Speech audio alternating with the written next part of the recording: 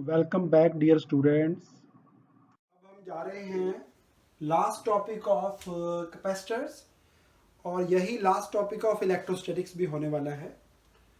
तो capacitors and dielectrics, तो मैं बीच बीच में आपके साथ डिस्कस करता रहा। एक तो हमने डिस्कस किया कि कैपेसिटर जो है वो दो प्लेट से बनता है, इसलिए इसमें दो टर्मिनल्स हैं। तो रीज़न हमने डिस्कस कर लिया कि दो प्लेट्स अगर हम रख देते हैं, एक पॉजिटिव एक नेगेटिव, तो उनके बीच में जो इलेक्ट्रिक फील्ड है वो सिर्फ इसी स्पेस में रह जाता है। बाहर की तरफ, इधर इस तरफ सभी जगह फील्ड होता है ज़ीरो। उसके कारण पोटेंशियल बहुत ज़्यादा कम हो जाता है। पोटेंशियल कम हो गया, उसके कारण बेटा जो दो कंडक्टर्स को पास में रखने से कैपेसिटेंस मिलती है वो काफ़ी ज़्यादा है। आज हम कैपेसिटेंस को और ज़्यादा ऊपर लेके जाएंगे। सो व्हाट आई टोल्ड कि इसके अंदर हैं दो पैरेलल प्लेट्स क्वाइट लॉन्ग, और उनके बीच में एक पॉलीथीन का पीस डला हुआ है, जैसा कि मैंने लास्ट वीडियो में बताया। प्लेट नंबर 1 बहुत ही पतली प्लेट है, मैंने बताया था आपको, जो आपके किचन में एल्युमिनियम फॉयल है रैप करने के लिए, उससे बेटा 100 टाइम्स थिन कर दो उसको, बहुत पतली है। एक प्लेट, बीच में एक पॉलीथीन का पीस है जो कि डाइलेक्ट्रिक का रोल प्ले करता है, आज इसी को पढ़ने वाले हैं।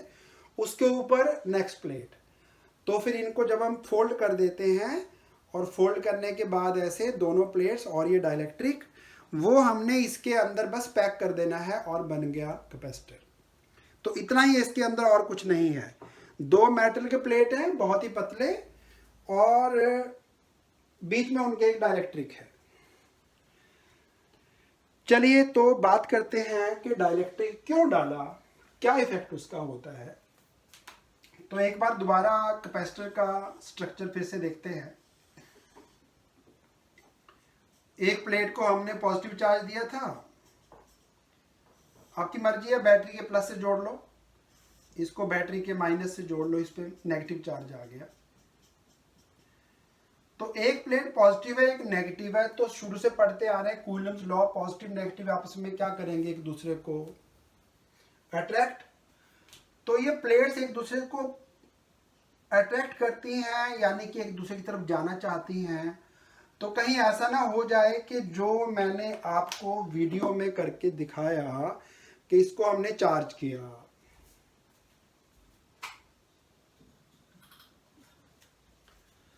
चार्ज करने के बाद हमने इनको कनेक्ट किया और स्पार्क हो गया। तो बेटा अगर ये खुद ही आपस में जुड़ गई आपस में, तो पटाखा तो यहीं पड़ जाएगा। आप मेरी बात समझे?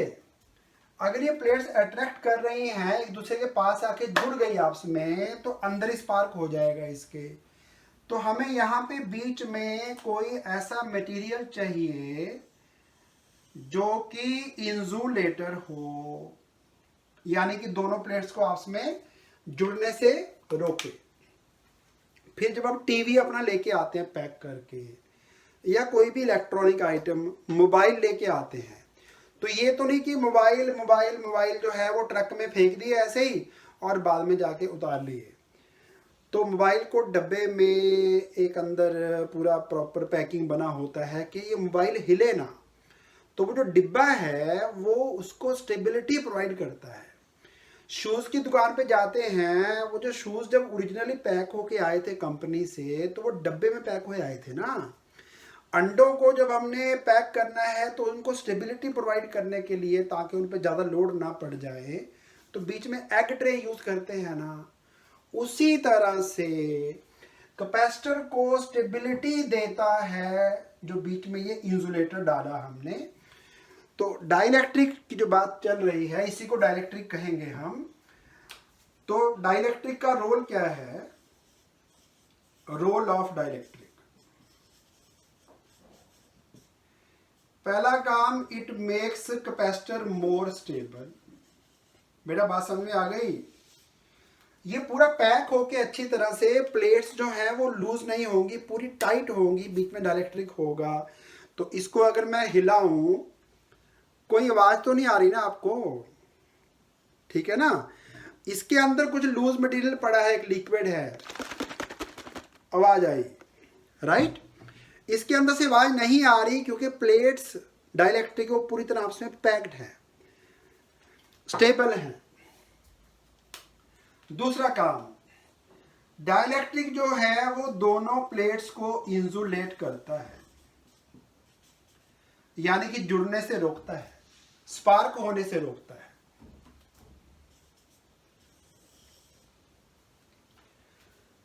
डाइलेक्ट्रिक जो है अभी आज डिस्कस करेंगे, वो कैपेसिटेंस ऑफ द कैपेसिटर को बढ़ाता है। इनफैक्ट अगर खाली कैपेसिटर अंदर से, यानी कि बीच में एयर है या वैक्यूम है, तो कैपेसिटेंस होती है epsilon nought A by D. अगर बीच में डाइलेक्ट्रिक आ गया, यानी कि प्लेट्स के बीच में एक मीडियम आ गया, तो साथ में मीडियम का डाइलेक्ट्रिक कांस्टेंट, जिसको हम कैपिटल के लिखते हैं, जो कि शुरू में मैंने बताया वाटर का 80 होता है के, it is a dimensionless constant, dimensionless number. तो जैसे रिफ्रैक्टिव इंडेक्स होता है, ratio of velocity of light in vacuum to that in medium, उसको रिफ्रैक्टिव इंडेक्स कहते हैं।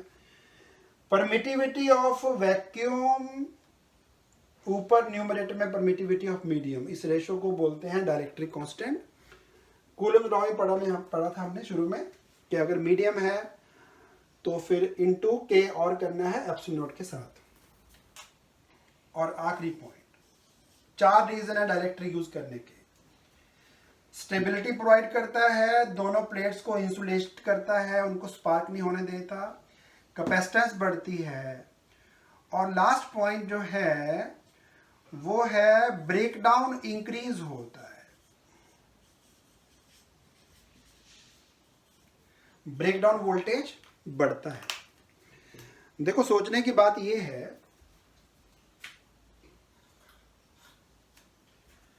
कि जब मैंने दोनों प्लेट्स चार्ज कर ली, अब भी एयर है दोनों के बीच में, अभी क्यों करंट नहीं पास हुआ? जैसे जैसे हम दोनों इनको टर्मिनल्स को पास लेके आते हैं, तो इसके बीच का जो एयर है उसके ऊपर इलेक्ट्रिक फील्ड का फोर्स बढ़ता रहता है, तो एक जगह जाके ये स्पार्क कर जाता है। तो ये एयर में से करंट पास हुआ है। तो एयर के कंपैरिजन में, in comparison with air between the plates, कुछ ऐसे मटेरियल्स हैं जो एयर से भी ज्यादा इलेक्ट्रिक फील्ड को टॉलरेट कर सकते हैं, बियर कर सकते हैं, उनका स्पार्क नहीं होता, एयर का जल्दी हो जाता है। जैसे आपका गैस का लाइटर होता है, तो गैस के लाइटर को आप टक देके दबाते हो तो यहाँ पे एक स्पार्क निकलता है ना, तो उसके अंदर भी एक टर्मिनल पॉजिटिव एक टर्मिनल नेगेटिव है, तो बीच की जो एयर है उसमें से करंट पास हो जाता है, उसी को स्पार्क कहते हैं। तो हम चाहते हैं कि हमारा कैपेसिटर काफी ज्यादा वोल्ट्स तक बियर करे, स्पार्क ना करे, तो उसको बोलते हैं ब्रेकडाउन वोल्टेज। तो ब्रेकडाउन वोल्टेज को भी डाइलेक्ट्रिक इंक्रीज करता है, एरो मैंने ऊपर को दिया, इट मींस इंक्रीजेस। तो ये तो हो गया कि डाइलेक्ट्रिक का रोल क्या है। अब क्वेश्चन आता है कि डाइलेक्ट्रिक होता क्या है। तो मैं लिखता हूं question, what is a dielectric.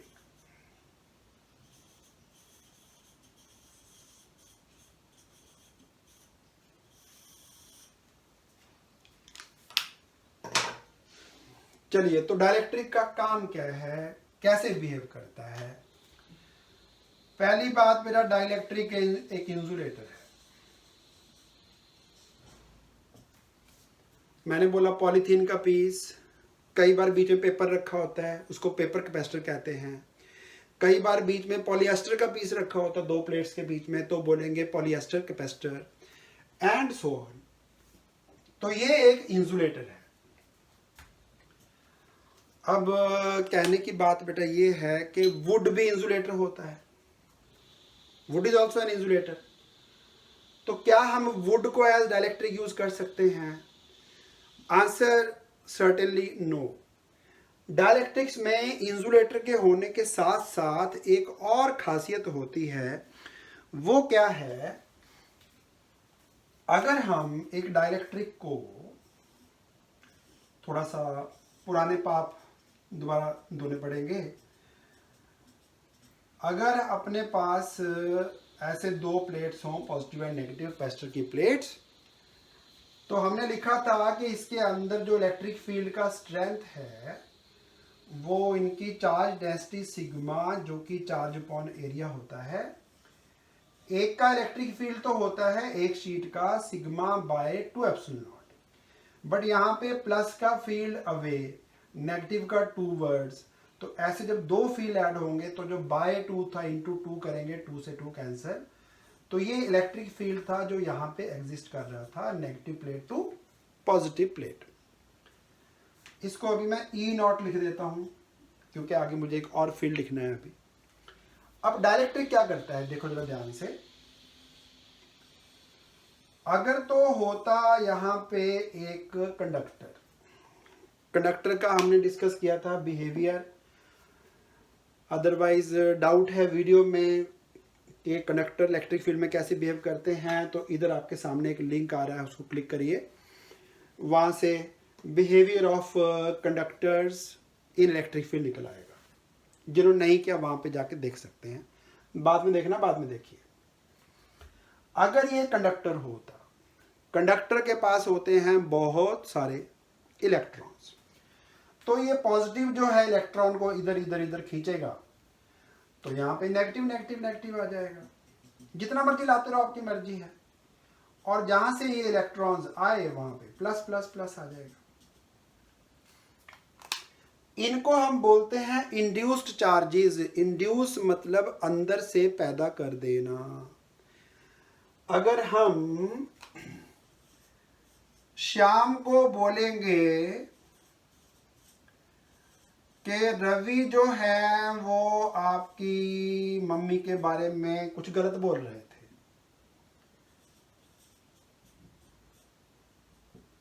ठीक है।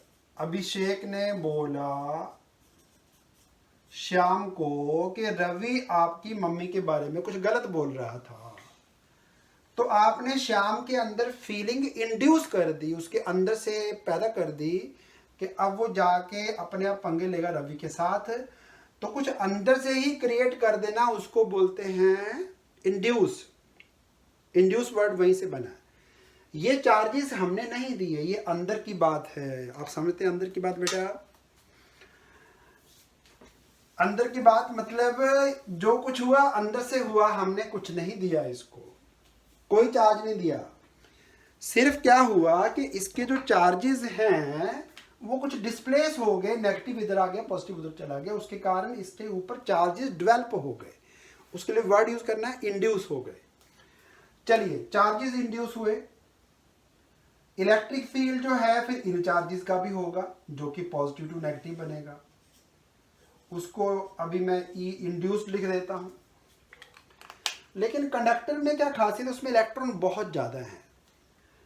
तो अगर हमने 100 न्यूटन पर कूलम का फील्ड इधर को अप्लाई किया, तो ये इलेक्ट्रॉन इधर को आते रहेंगे, पहले 20, फिर 30, फिर 40।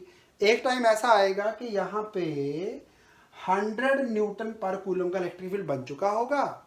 जो हमने फील्ड अप्लाई किया, जो कैपेसिटर की प्लेट्स का फील्ड था, वो भी 100, और जो अंदर से बन गया वो भी 100। तो 100 आपस में कैंसल। तो याद होगा मैंने बोला था कंडक्टर्स के अंदर इलेक्ट्रिक फील्ड होता है 0। पर आज हम कंडक्टर नहीं डिस्कस कर रहे, कंडक्टर नहीं डालना यहाँ पे बेटा। कंडक्टर डालेंगे फिर तो वैसे ही पटाखा पड़ जाएगा बेटा, फिर तो वैसे ही जुड़ गए आपस में दोनों ना इलेक्ट्रिकली। हमें डालना है इंसुलेटर। अब कौन से इंसुलेटर्स को बोलेंगे डाइलेक्ट्रिक?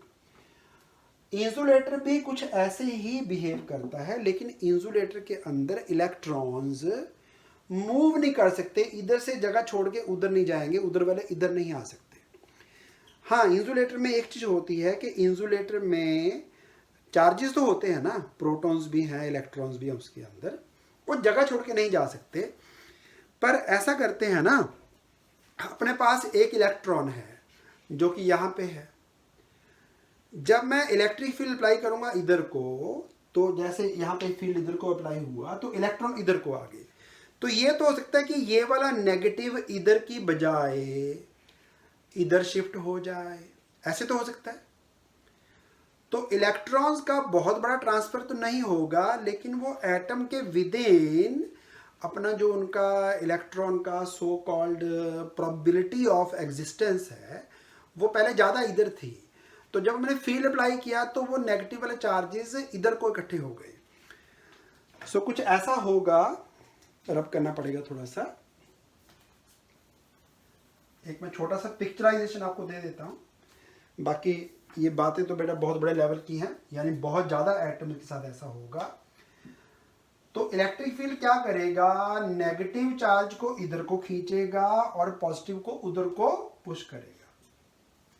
जैसे एक बैलून को अगर हम आधा पानी से भर लें, आपने देखा होगा होली वाले दिन, इस बार तो होली अच्छी नहीं गई आपकी बेटा, बैलून में पानी भरा हुआ है, बैलून को जब आप ऐसे पकड़ोगे तो वो नीचे क्यों लटका होता है, क्योंकि इसका मेन मास यहाँ पे है, ग्रेविटी की फोर्स इधर को खींचती है, आप फोर्स लगाते हो ऊपर को, तो ये बैलून थोड़ा लंबू सा नहीं हो जाता बेटा, स्फेरिकल की बजाय। अगर पानी नहीं भरा होता शायद ये इस तरह की शेप का होता, लेकिन पानी भरने से थोड़ा सा नीचे को लटक गया, क्योंकि ये वाले पार्ट को ग्रेविटी नीचे खींच रही है, इस पार्ट को आप ऊपर खींच रहे हैं। यहां भी यही हो रहा है बेटा, नेगेटिव चार्ज को पॉजिटिव खींच रहा है इधर को, और पॉजिटिव चार्ज यानी प्रोटॉन्स को ये नेगेटिव खींच रहा है उधर को। तो जब बेटा एटम को ऐसे खींचेंगे आप तो थोड़ा लंबा सा हो जाएगा, नेगेटिव मेरी तरफ आ जाएगा, पॉजिटिव उधर हो जाएगा। लेकिन ऐसा एक जगह नहीं होना, यहां भी होना, यहां भी होना, यहां भी होना है। तो यहां पे नोटिस करिए सारे नेगेटिव नेगेटिव नेगेटिव इकट्ठे हो जाएंगे, और ऐसे ही इधर सारे प्लस प्लस प्लस प्लस इकट्ठे हो जाएंगे। ये जो चार्जेस आ गए डाइलेक्ट्रिक पे, इंसुलेटर पे, इन चार्जेस को भी इंड्यूस चार्जेस कहना है। एक्स्ट्रा चीजें साथ साथ मिटाता रहूंगा, क्योंकि ये नोट नहीं करना, आपको समझने के लिए था। सो डाइलेक्ट्रिक होता तो इंसुलेटर है, लेकिन उस इंसुलेटर की खासियत ये है कि जब उसको फील्ड में रखते हैं तो उसके दोनों सरफेसेस पे चार्जेस आ जाते हैं। सो वो एक पेपर का पीस भी हो सकता है। एग्जाम्पल के लिए, अगर हमने इन दो प्लेट्स के बीच में एक पेपर का पीस रख दिया ऐसे, जिसको हम डाइलेक्ट्रिक कह रहे हैं, तो इस पेपर के पीस पे इधर इधर इधर सभी जगह नेगेटिव नेगेटिव नेगेटिव आ जाएगा चार्ज, और इस तरफ आ जाएगा पॉजिटिव पॉजिटिव पॉजिटिव, ऐसे बेटा। लेकिन ये इतना नहीं आएगा जितना कंडक्टर्स में आया था। कंडक्टर में तो बेटा हद ही कोई नहीं, इतना इलेक्ट्रॉन इलेक्ट्रॉन है, जितने मर्जी लो वो आते रहेंगे आते रहेंगे आते रहेंगे। वो तो 100 न्यूटन पर कूलम आपने अप्लाई किया, 100 इधर को लग गया, तो टोटल 0 हो गया इसमें। तो डाइलेक्ट्रिक में ऐसा नहीं होगा, इसमें इतने ज़्यादा चार्जेस नहीं हैं कि ये जो नया इलेक्ट्रिक फील्ड बनाएगा +2 माइनस, वो इलेक्ट्रिक फील्ड इतना स्ट्रांग हो जाए कि वो अपने वाले 100 न्यूटन पर कूलम अप्लाइड वाले फील्ड को कैंसिल कर दे। इतना ज़्यादा नहीं बनेगा, लेकिन बनता है, थोड़ा बनता है। तो उसको फिर से लिखेंगे हम ई इंड्यूस्ड। सो लेट अस से ये था 100 और ये बना 20, तो इसके अंदर नेट इलेक्ट्रिक फील्ड क्या रह गया, 100 राइट हैंड साइड को था और उसमें से 20 कैंसल आउट हो गया, तो इसके अंदर फील्ड की जो वैल्यू है वो 80 न्यूटन पर कूलम रह जाएगी। बेटा बात समझ आ गई। So what I wanted to say, dielectric जो हैं वो इंसुलेटर्स हैं, जब उनको इलेक्ट्रिक फील्ड में रखते हैं तो उन पे इंड्यूस्ड चार्जेस आ जाते हैं।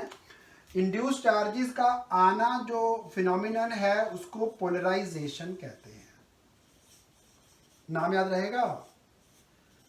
Dielectrics are insulators which show polarisation in electric field. मैं शॉर्ट में लिख देता हूं, इलेक्ट्रिक फील्ड में रखेंगे तो वो पोलराइज हो जाएंगे, उन पे चार्जेस अपीयर हो जाते हैं। कभी कभी 1 मार्क क्वेश्चन आता है, what is polarization vector. 1 mark question board exam में आ चुका है। तो पोलराइजेशन वैसे तो फिनोमिनन है कि चार्जेस का अपीयर हो जाना डाइलेक्ट्रिक के अक्रॉस जब एक इलेक्ट्रिक फील्ड में उसको डाला गया। अब वो कितना पोलराइज हो गया उसके लिए बेटा एक टर्म है capital P known as polarization. Dipole moment भी होता था, एक स्मॉल p होता था बेटा, ये भी डाइपोल मोमेंट जैसा ही है। Polarization is electric dipole moment जो इसके डाइलेक्ट्रिक के अंदर डेवलप हो गई है पर unit volume of the dielectric. Unit volume में कितना डाइपोल मोमेंट डेवलप हुआ। डाइपोल मोमेंट का फॉर्मूला वही है पुराना, charge developed either charge into distance between charges. तो कूलम मीटर था यूनिट बेटा डाइपोल मोमेंट का। वॉल्यूम का यूनिट क्या होता है, मीटर क्यूब, कैंसल, तो कूलम पर मीटर स्क्वायर ये यूनिट है पोलराइजेशन वेक्टर का। तो क्वेश्चन आए 1 मार्क का तो लिख देना बेटा, छोटा सा क्वेश्चन है। ओके, अब थोड़ा सा एक और क्वेश्चन दिमाग में आ रहा होगा। अब 2 चीज आपको क्लियर होगी, पहले तो कि डाइलेक्ट्रिक जो है वो इंसुलेटर होता है और डाइलेक्ट्रिक जो है वो इलेक्ट्रिक फील्ड में रखेंगे जब उसको, तो उसके सरफेस पे चार्जेस अपीयर हो जाते हैं, वो पोलराइज हो जाता है और वो कितना पोलराइज हुआ उसको मेजर करने के लिए एक क्वांटिटी है डाइपोल मोमेंट की तरह नोन एज पोलराइजेशन वेक्टर। उसमें डाइपोल मोमेंट को बस इसके वॉल्यूम से डिवाइड करना। अब ये डायग्राम 3D है एक्चुअली, ये तो मैंने पेपर लिया हुआ है, प्लेन है। ये इधर को भी है, इसकी डेप्थ भी है, लेंथ ब्रेड्थ डेप्थ 3 चीजें हैं। तो वॉल्यूम से डिवाइड करना है डाइपोल मोमेंट को। चलिए अब अगला क्वेश्चन है कि डाइलेक्ट्रिक का नाम डाइलेक्ट्रिक है क्यों। वो इसलिए क्योंकि इसका बिहेवियर, डाई का मतलब होता है 2 तरह का है, डबल बिहेवियर है। नंबर 1, करंट इसमें से पास नहीं होता। करंट को आई से लिखते थे, अब नोट डाउन कर लेना, आप पूरा लिख दो। Current doesn't pass through dielectrics but इनमें इलेक्ट्रिक फील्ड होता है बेटा। करंट पास नहीं होगा लेकिन इलेक्ट्रिक फील्ड के जो इफेक्ट हैं वो पास हो जाएंगे, इसलिए नाम dielectric. They possess dual electric behaviour, 2 types of electric behaviour. चलिए अब एक बार मैं सारा समअप कर देता हूं। डाइलेक्ट्रिक्स जो है वो कैपेसिटर के अंदर डाले जाते हैं प्लेट्स के बीच में, जो कि इसको और स्टेबिलिटी प्रोवाइड करेंगे। दोनों प्लेट्स के बीच में इंसुलेटर का काम भी करते हैं, कैपेसिटेंस को इंक्रीज करते हैं। वो आपको भी समझाऊंगा कैपेसिटेंस कैसे इंक्रीज होती है। एयर का कैपेसिटर जो है जिसमें गैप के बीच में एयर, उसका कैपेसिटेंस कम होता है, डायरेक्टली डाल दें कैपेसिटेंस ज़्यादा हो जाता है। और लास्टली वो वोल्टेज जहाँ पे जाके कैपेसिटर के बीच का जो गैप है वो स्पार्क कर सकता है, वो वोल्टेज को ये एनहांस करता है, यानी कैपेसिटर आप ज़्यादा वोल्ट पे यूज़ कर पाओगे। तो ये ब्रेकडाउन वोल्टेज को भी इंक्रीज करता है। डाइलेक्ट्रिक का नाम डाइलेक्ट्रिक इसलिए क्योंकि इसका बिहेवियर 2 तरह का है, करंट पास नहीं होने देता, इलेक्ट्रिक फील्ड को जाने देता है।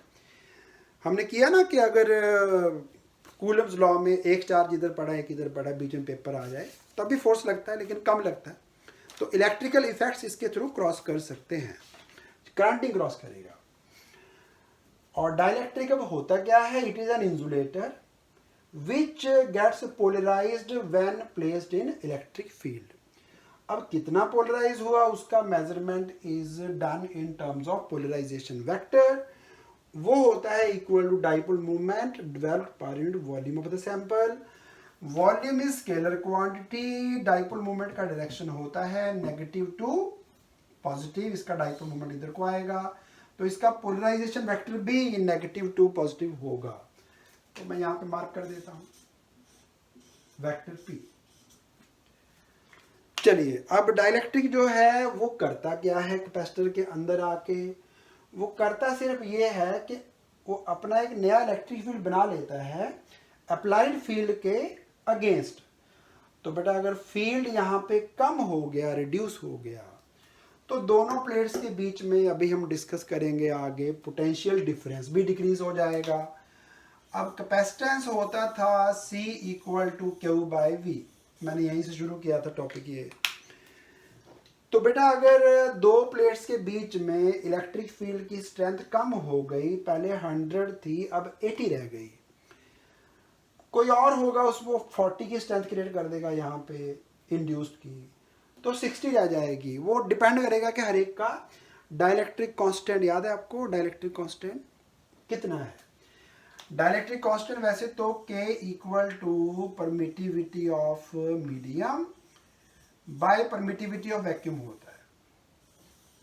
और आगे चलते हैं, dielectric constant was also equal to force between two charges in vacuum divide by force in medium. इस तरह यहां भी बेटा जब वैक्यूम था तब इलेक्ट्रिक फील्ड 100 था, राइट?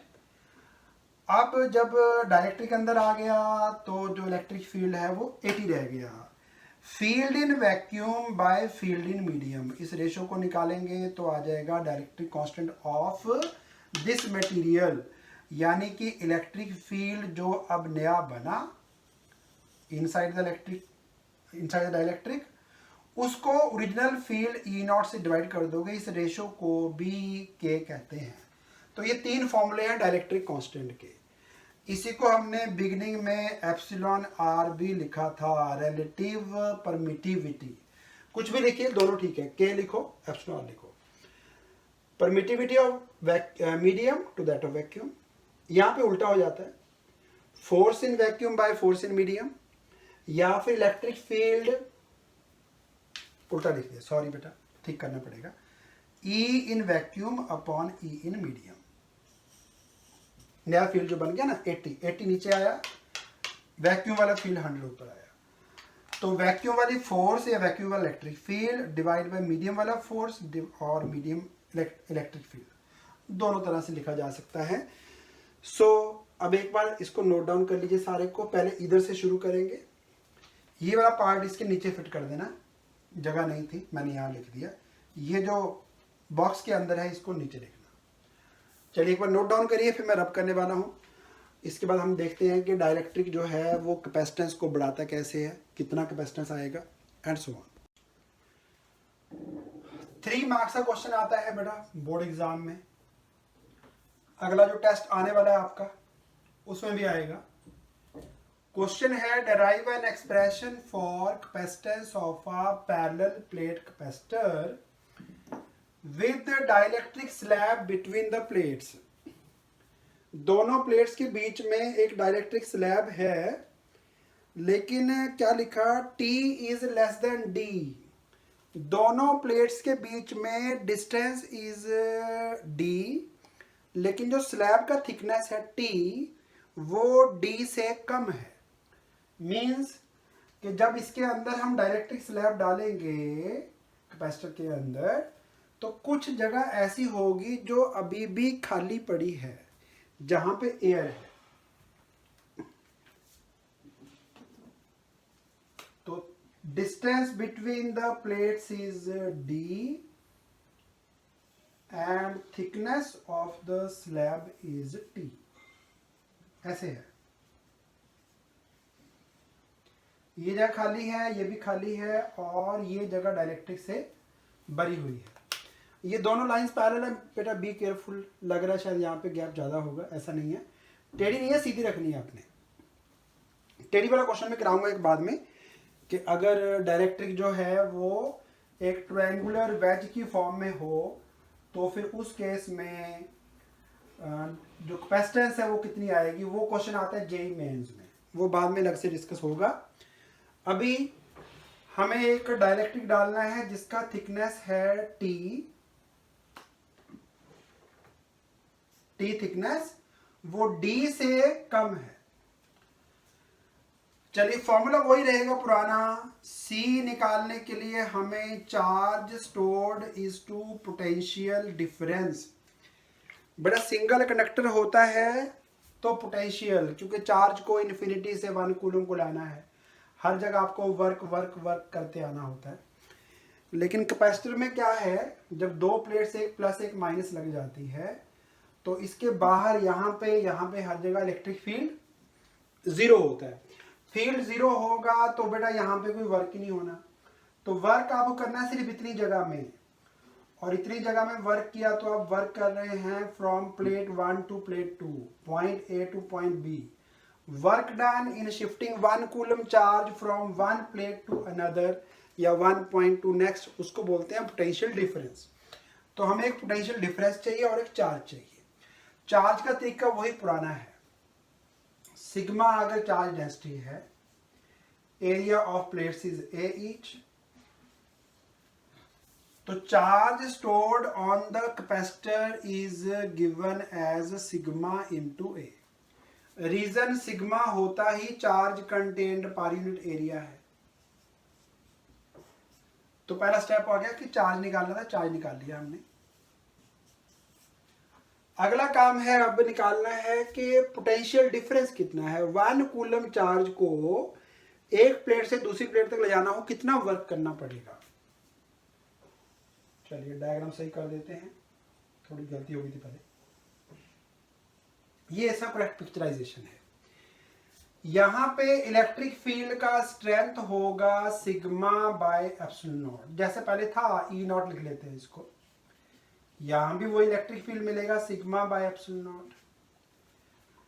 बट अभी हमने डिस्कस किया डाइलेक्ट्रिक के अंदर इलेक्ट्रिक फील्ड रिड्यूस हो जाता है, कम हो जाता है, उसकी स्ट्रेंथ वीक हो जाती है। और डाइलेक्ट्रिक के अंदर जो नेट इलेक्ट्रिक फील्ड था वो था original field sigma by epsilon not divide by के डाइलेक्ट्रिक कांस्टेंट। वो हर एक मीडियम का अलग अलग होगा। माइका का डिफरेंट है, पॉलीथीन का डिफरेंट है, पेपर का डिफरेंट है, पॉलीएस्टर का डिफरेंट है, इलेक्ट्रोलाइट्स का डिफरेंट है। वो के डिपेंड्स कि आपने कौन सा डाइलेक्ट्रिक डाला, उसके अकॉर्डिंग कैपेसिटर्स के नाम भी होते हैं। तो जिसके अंदर गैप में एयर हो उसको एयर कैपेसिटर, पॉलीएस्टर वाले को पॉलीएस्टर कैपेसिटर, पेपर वाले को paper capacitor and so on. चलिए अपने दो काम हैं। पहला है चार्ज निकालना था, निकल गया। दूसरा काम है हमें दोनों प्लेट्स के बीच में पोटेंशियल डिफरेंस निकालना है। वैसे V निकालने के लिए इंटीग्रेशन ऑफ ई डीएल करना पड़ता है। मर्जी आपकी। इलेक्ट्रिक फील्ड जो है ना वो फोर्स ऑन 1 कूलम चार्ज होती है। 1 कूलम चार्ज पे फोर्स लिखने के लिए Q यानी 1 इंटू ई यानी इलेक्ट्रिक फील्ड, ये फोर्स आ गई। फोर्स को डिस्प्लेसमेंट से मल्टीप्लाई करो। अब हमें वर्क करना है नेगेटिव प्लेट से चार्ज को पॉजिटिव की ओर ले जाने में। तो इलेक्ट्रिक फील्ड रास्ते में दो तरह के आए। तो कभी तो electric field sigma by epsilon not था। तो एक बार मैं अभी इसको ई नॉट लिख देता हूं। और एक कुछ एरिया ऐसा था जहां पे इलेक्ट्रिक फील्ड की स्ट्रेंथ ई रह गई, डाइलेक्ट्रिक वाला पोर्शन। डाइलेक्ट्रिक का इंटीग्रेशन 0 टू टी होगा, और जो खाली जगह बच गई वो कितनी, डी में से टी माइनस कर दो तो बचा डी माइनस टी। चलिए अब इलेक्ट्रिक फील्ड खाली स्पेस में था सिग्मा बाय एप्सिलॉन नॉट, और फील्ड स्पेस में था सिग्मा बाय के एप्सिलॉन नॉट।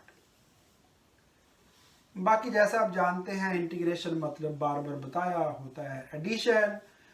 कांस्टेंट्स को निकालिए बाहर, ये वाला कांस्टेंट सिग्मा बाहर, एप्सिलॉन नॉट बाहर, डीएल डीएल डीएल ऐड किए, ये वाले DL plus DL plus DL plus DL, फिर ये वाले DL plus DL plus DL. तो वो चाहे सीधा लिख दीजिए डी माइनस टी। बाकी करना है इंटीग्रेट। डीएल का इंटीग्रल एल आता है, अपर लिमिट डालोगे D minus T minus lower डालोगे 0, तो बात एक ही है। सेम वे इधर भी कर दीजिए, सिग्मा अपॉन के epsilon not, DL DL DL DL DL add करेंगे तो आ जाएगा टी।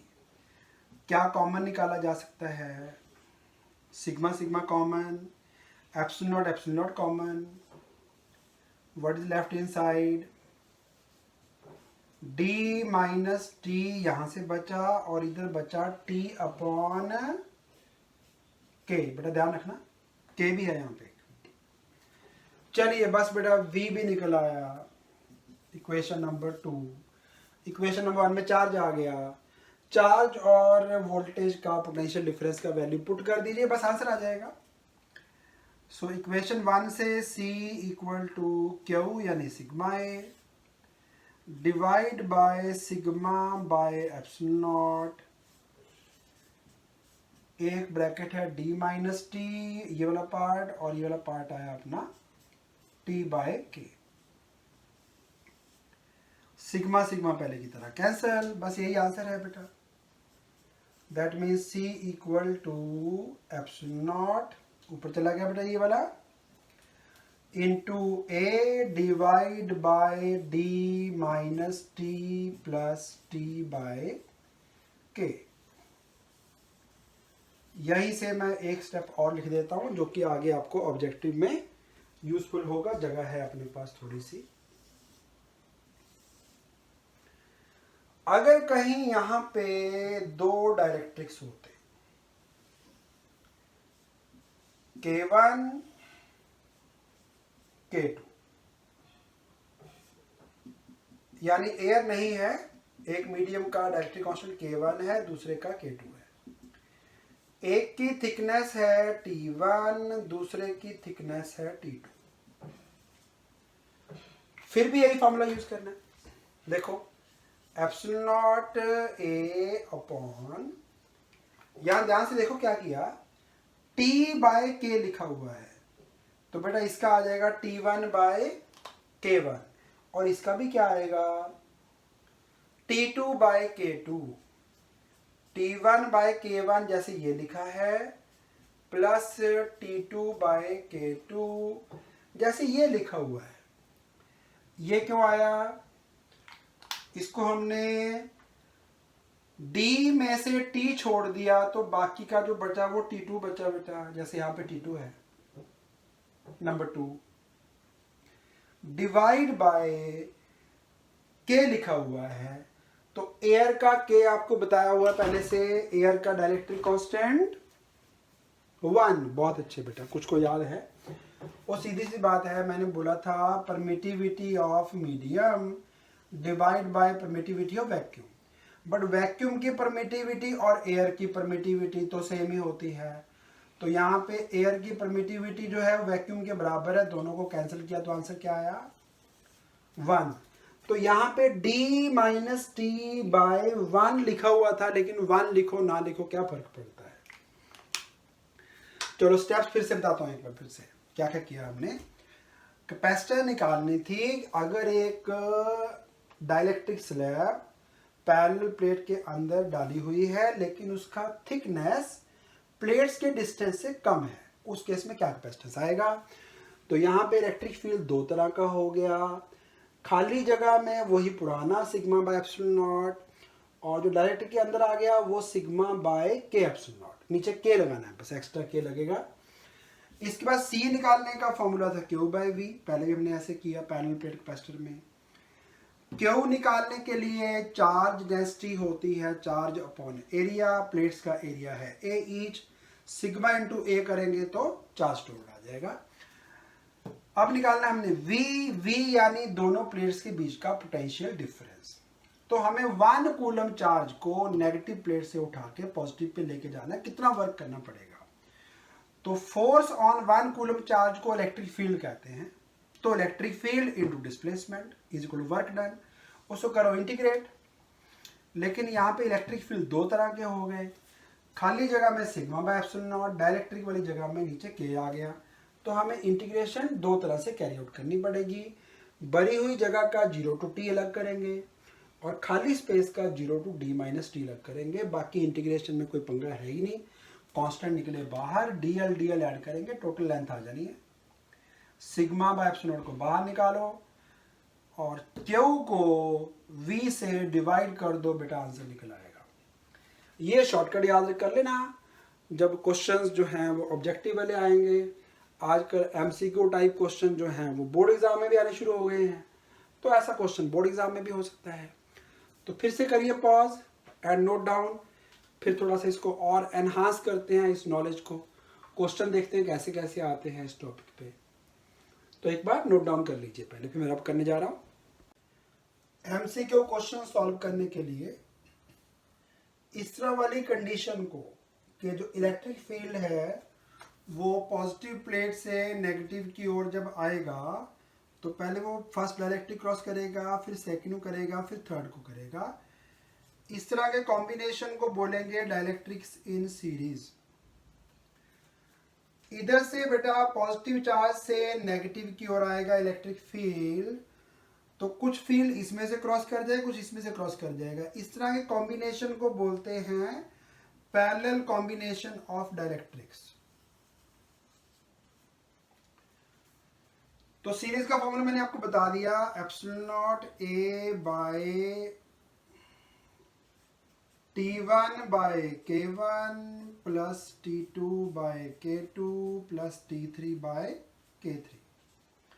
फिर आपको ये शॉर्टकट याद करना बेटा, अगर डायरेक्ट्रिक्स आ रही सीरीज पैरेलल में होंगे तो क्या करना है, आपने सोचना है कि ये जो एरिया है ना इसका आधा इधर है आधा इधर है, आधा नहीं है तो फिर उसके अकॉर्डिंगली प्रोपोर्शनेटली चेंज कर लेना। अभी मैं हाफ हाफ की बात कर रहा हूं, तो आप इसको ऐसा सोचिए कि आपके पास दो कैपेसिटर्स हैं, पूरी शीट का एरिया A, आधी शीट का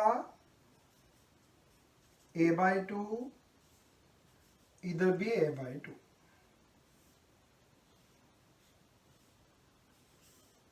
बाकी डिस्टेंस बिटवीन प्लेट्स जो भी है वो तो वही रहेगा D।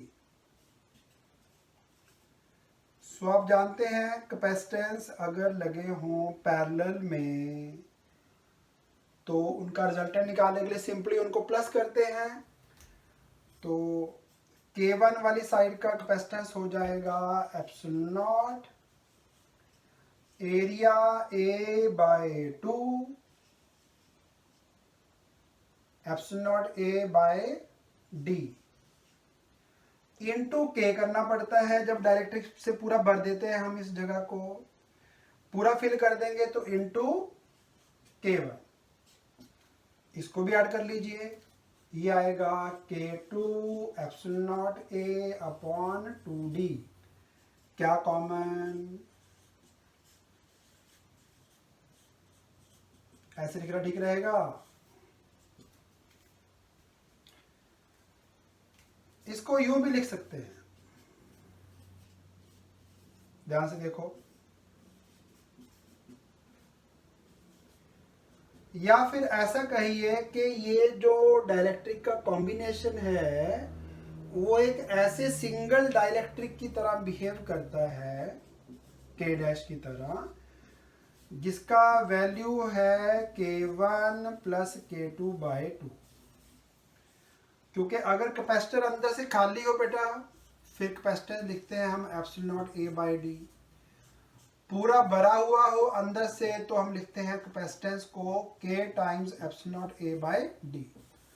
तो मैंने यही लिखा है यहाँ पे, बस एरिया आधा आधा हो गया था, A/2 लिख दिया।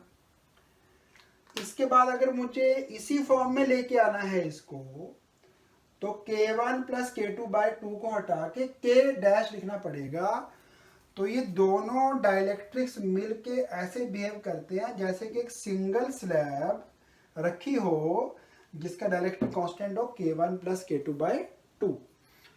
तो ये आपका जो कॉन्सेप्ट है सीरीज पैरेलल वाला बेटा, ये ऑब्जेक्टिव पार्ट में यूज होना है।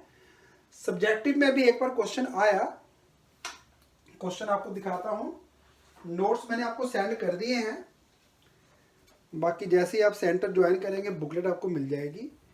2013 का क्वेश्चन है इसी कॉन्सेप्ट बेस्ड।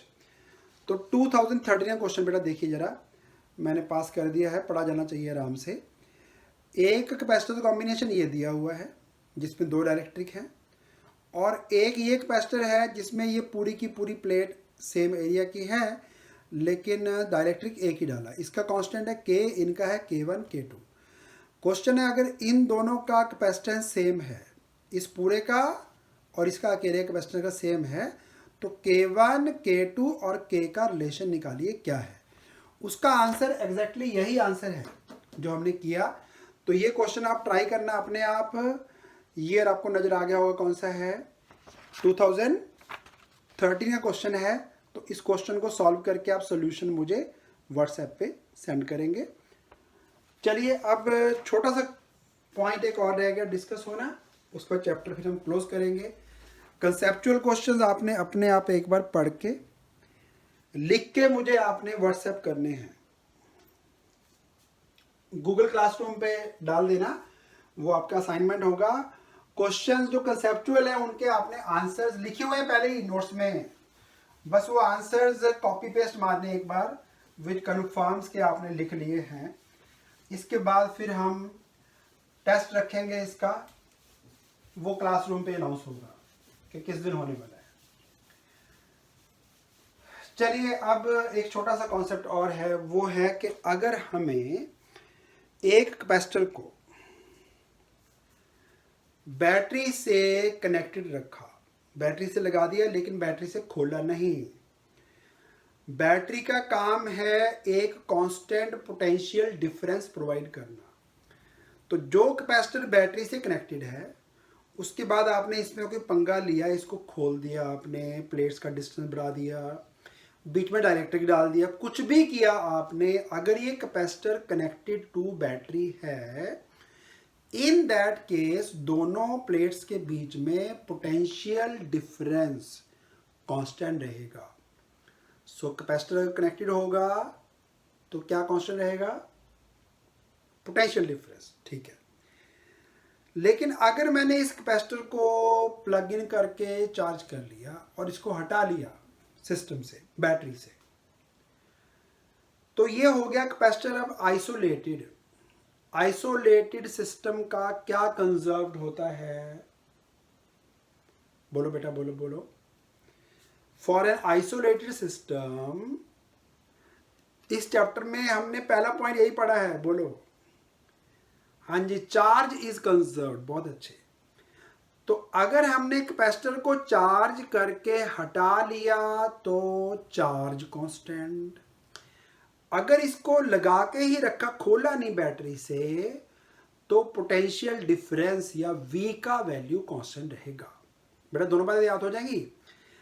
अगर कैपेसिटर को डिस्कनेक्ट कर दिया तो चार्ज कांस्टेंट, अगर कैपेसिटर को कनेक्टेड रखा, बैटरी से नहीं खोला और कोई पंगे आपने लिए, उस केस में जो पोटेंशियल डिफरेंस है V, वो होगा कांस्टेंट। तो इसके बेसिस पे अब मैं आपको डिस्कस करने जा रहा हूं टोटल 5 चीजें, कैपेसिटर कनेक्टेड में और डिस्कनेक्टेड में।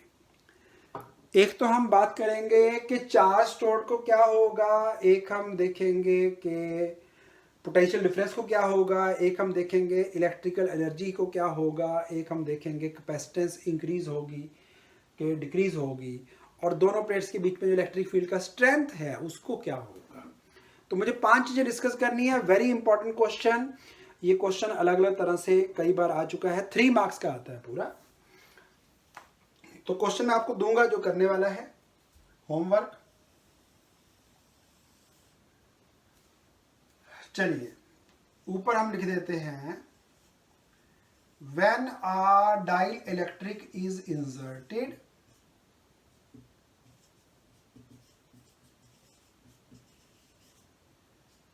इन अ चार्ज्ड कैपेसिटर,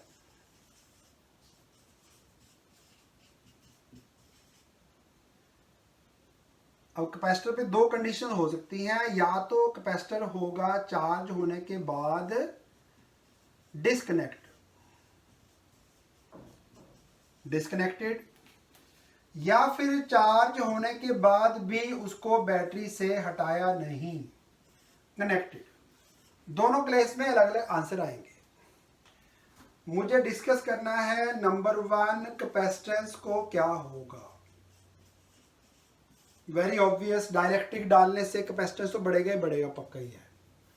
तो दोनों जगह इंक्रीजेज, कैपेसिटेंस का वैल्यू बढ़ना ही बढ़ना दोनों बार।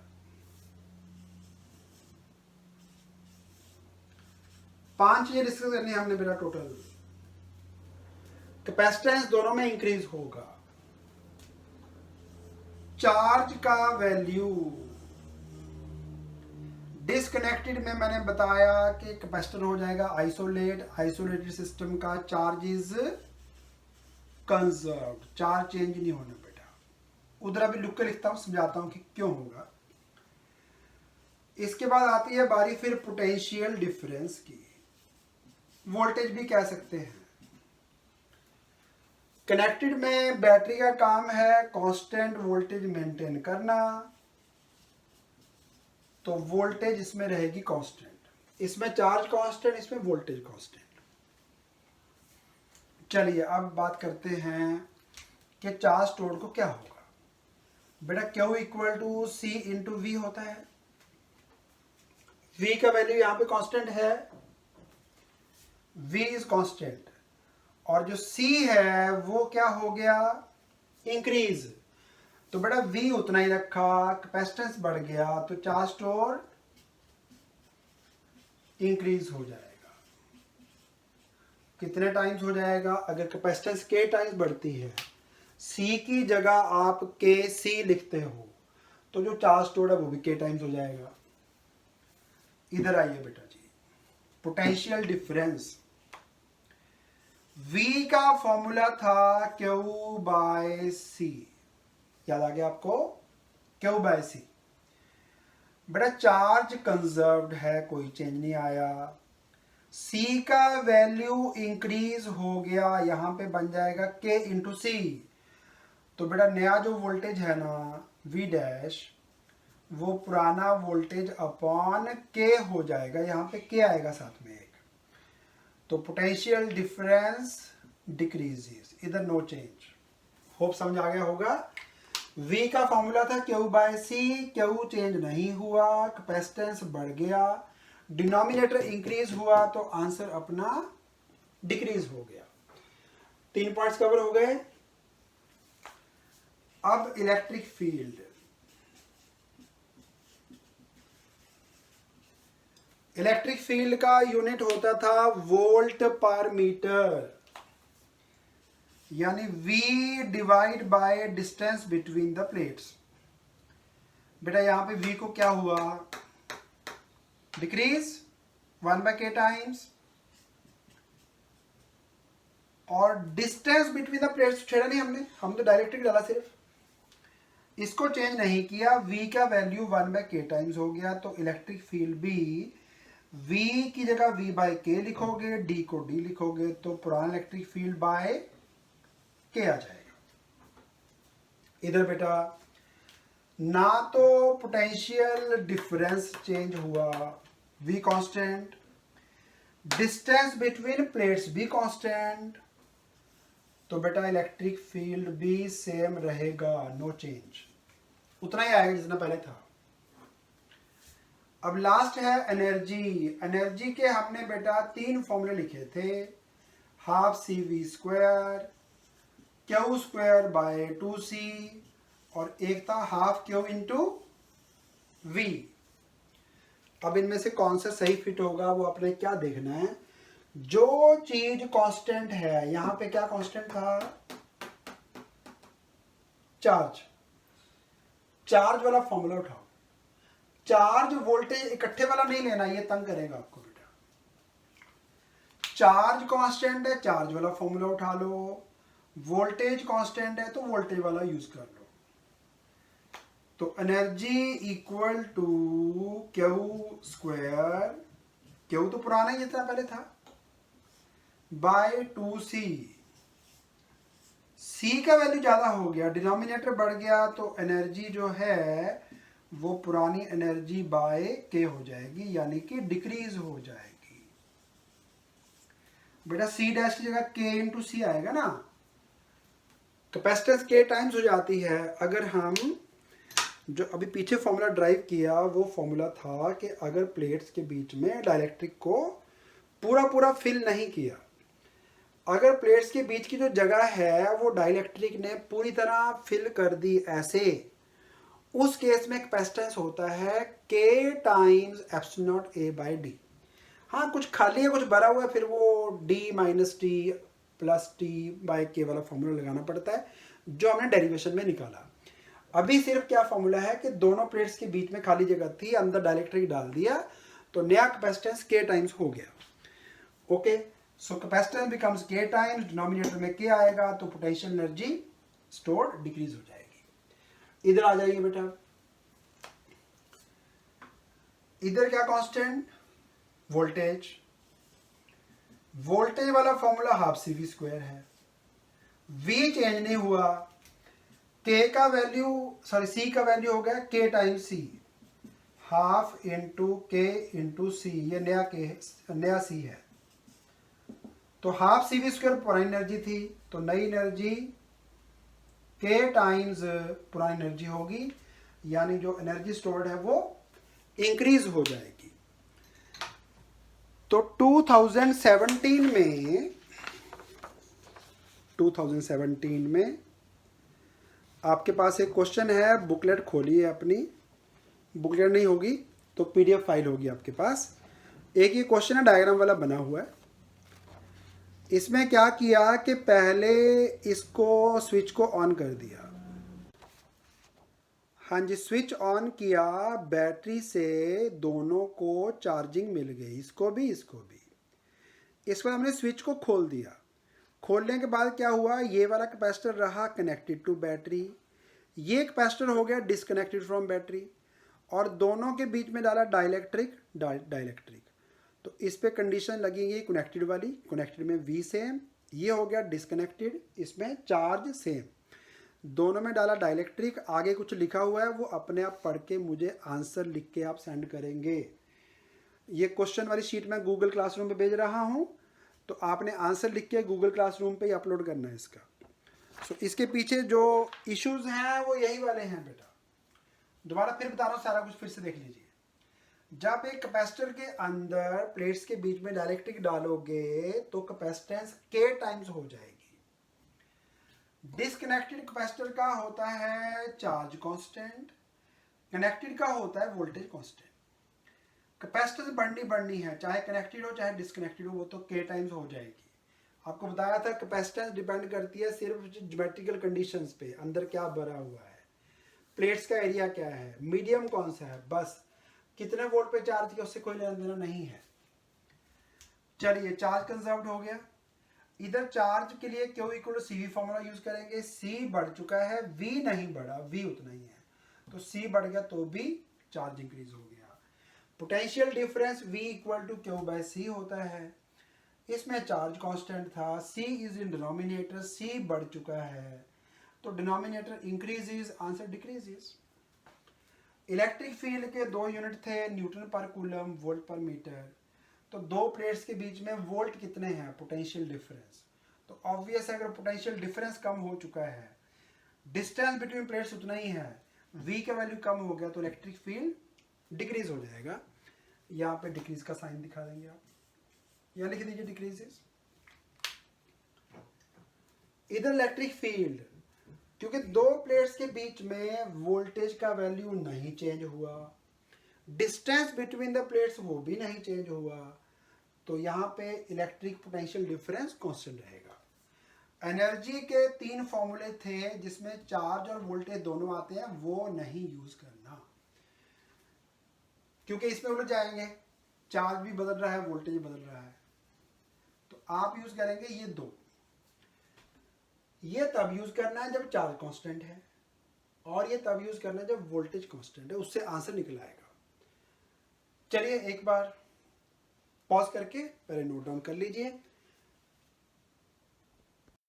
लास्टली आपके पास क्वेश्चन है बेटा, based on concept of dielectrics. Question is two thin dielectric slabs of dielectric constants K1 and K2 are inserted between the plates of a parallel plate capacitor. K1 का value K2 से बड़ा है as shown in the figure.